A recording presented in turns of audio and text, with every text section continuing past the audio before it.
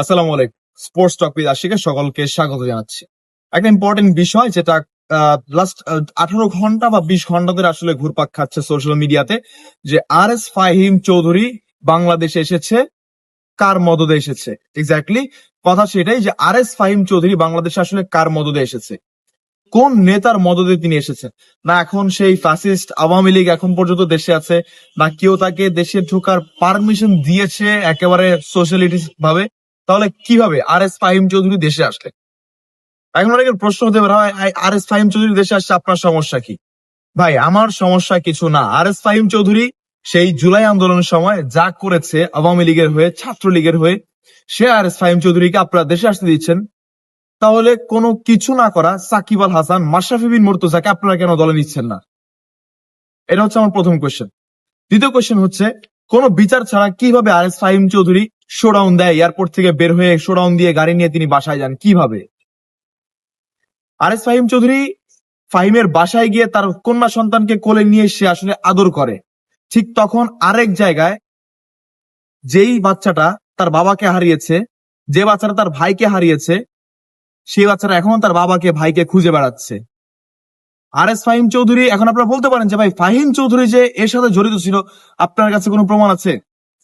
যদি আপনারা অনলাইন ঘেটে থাকেন তাহলে আপনারা দেখবেন আর এস ফাহিম চৌধুরীর একটা কল রেকর্ড ভাইরাল হয়েছিল, যে কল রেকর্ডে তিনি আসলে বলেছেন যে কিভাবে তিনি কাজ করবেন ছাত্রলীগের হয়ে, কিভাবে তিনি মোহাম্মদপুরটাকে পুরো ছাত্রলীগের দখলে নিয়ে নিবেন, কিভাবে তিনি কি কাজ করবেন, সবকিছু বলা আছে।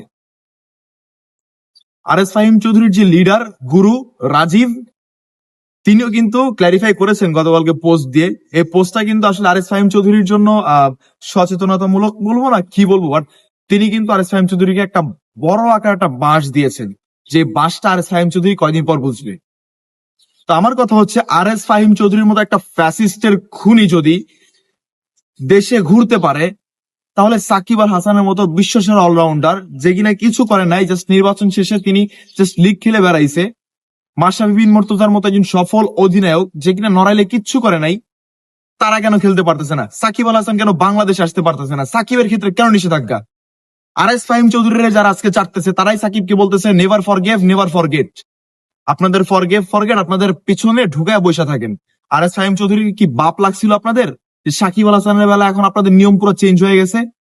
দুই করেন কেন, এক করবেন। আর এস ফাহিম চৌধুরী খুনি, তার বিচার হওয়া উচিত। সাকিব আল হাসান কিছু করে নাই, তার নামে মামলা, তিনি খেলতে গেছে কানাডা লিগে, তার নামে যাত্রাবাড়িতে হত্যা মামলা।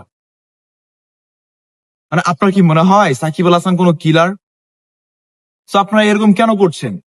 খান তালাত মাহমুদ রাফির পোস্টে গতকালকে আর এস ফাহিম চৌধুরী কমেন্ট করেছেন যে ভাই হ্যাঁ ঠিক বলছেন, আমার বিচার হওয়া উচিত, আইনের আওতায় আনা উচিত, যদি আমি এগুলা করতাম তাহলে হ্যান হইতো ত্যান হইতো, এই তো সেই তো সে।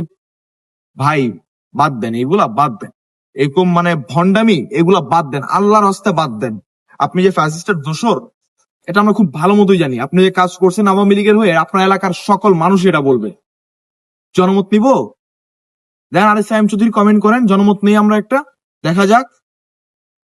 সাকিবের পিছনে না পড়ে আর এস ফাহিম চৌধুরীর গ্রেপ্তার করে বিচারের আওতায় আনেন, শেখ হাসিনার বিচার করান, কাজে দিবে।